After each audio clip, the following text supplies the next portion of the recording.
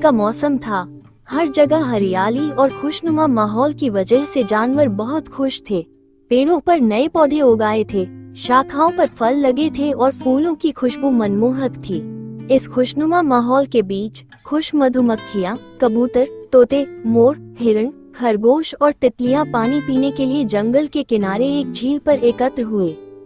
सभा का लाभ उठाते हुए एक खरगोश ने सभी उपस्थित लोगों से विनम्र निवेदन किया कि वे उसकी बात सुने और बोला, प्रिय मित्रों, हम जंगल में घूमने वाले जानवर हैं। आइए हम एक बड़ी सभा का आयोजन करें। इस सभा में हम मनुष्यों के प्रतिनिधियों को भी आमंत्रित करें।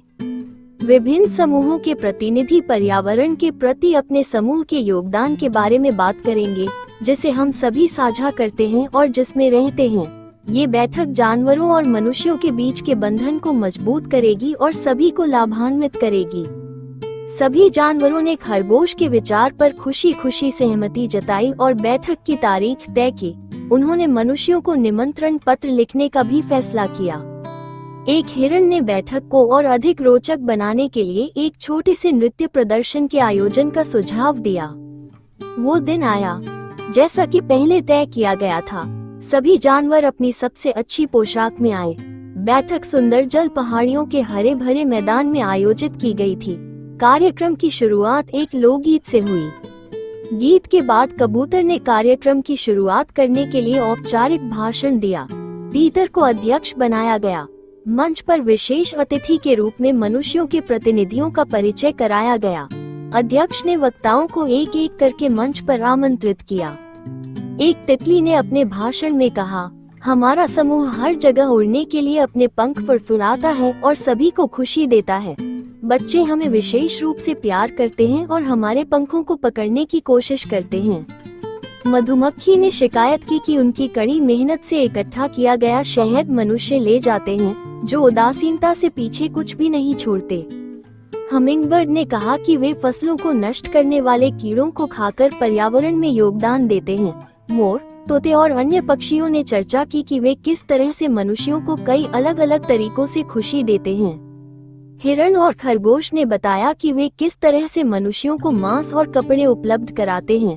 सभी जानवरों ने एक स्वर में कहा, हम मनुष्यों के मनोरंजन का साधन बन गए हैं। कबूतरों और तीतरों के प्रतिनिधियों से भी अपनी राय देने को कहा गया। कबूतर ने कहा, हम शांति के प्रतीक हैं। हम दुनिया में शांति चाहते हैं। तीतरों ने कहा कि वे राष्ट्रीय पक्षी हैं और उनकी वजह से जंगल और भी सुंदर और प्रमुख हो गया है। जब सभी पशु प्रतिनिधियों ने अपना भाषण देना समाप्त कर दिया, तो मानव प्रतिनिधि को ग्रह पर मानव द्वारा किए गए योगदान के बारे में बोलने के लिए बुलाया गया। प्रतिनिधि ने ग्रह पर मानव द्वारा किए गए सभी सकारात्मक प्रभावों के बारे में सोचना शुरू किया। वो असहज हो गया। फिर उसने अपना भाषण शुरू किया। हम मनुष्य खुद को सभी जीवित प्राणियों से श्रेष्ठ मानते हैं, लेकिन हमने उस तरह से व्यवहार नहीं किया है। हम आपस में लड़ते हैं। हम दूसरे प्राणियों का अलग अलग तरीकों से शोषण करते हैं। हम जंगल में जानवरों का शिकार करते हैं।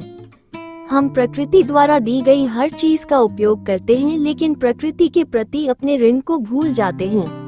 हमारा समूह नदियों और महासागरों से पानी और बिजली प्राप्त करता है। हम पेड़ों से फल, हरी वनस्पति और लकड़ी लेते हैं। हम मनुष्यों ने केवल अपने हित का ही ध्यान रखा है। इसलिए प्रिय सहचरियों, मैं मनुष्यों की एक बैठक बुलाऊंगा और पृथ्वी के लिए हमारे योगदान पर चर्चा करूंगा। मोबाइल फोन की टुक टुक की आवाज बंद करते हुए मनुष्य ने आगे कहा, हमें प्रकृति से बहुत कुछ सीखना है और मानव साम्राज्य में शांति और सद्भाव का संदेश फैलाना है। हमारा समुदाय अन्य प्राणियों की कीमत पर महल नहीं बनाएगा। हम प्रकृति की सादगी पर भी ध्यान देंगे। बहुत जल्द हम इंसानों के नकारात्मक प्रभाव को दूर कर देंगे और अच्छे इंसान बनकर जीना शुरू कर देंगे। इंसान की ऐसी घोषणाएं सुनकर सभी जानवर खुश हो गए। सभी जानवरों ने अपने अपने तरीके से तालियां बजाकर इंसान के प्रस्ताव का स्वागत किया। यहाँ तक कि मंच पर विशेष अतिथि के रूप में बैठे इंसानों ने भी अपने प्रतिनिधि के भाषण की सराहना की। कार्यक्रम समन्वयक के रूप में कबूतर ने सभी को चुप रहने को कहा और बैठक समाप्त करने के लिए माइक्रोफोन अध्यक्ष को सौंप दिया। अध्यक्ष के रूप में तीतर ने बैठक के परिणाम स्वरूप मनुष्यों में आए परिवर्तन पर प्रसन्नता व्यक्त की। तीतर ने मनुष्यों को नेपाल का राष्ट्रीय पक्षी बनाए जाने के लिए आभार व्यक्त किया।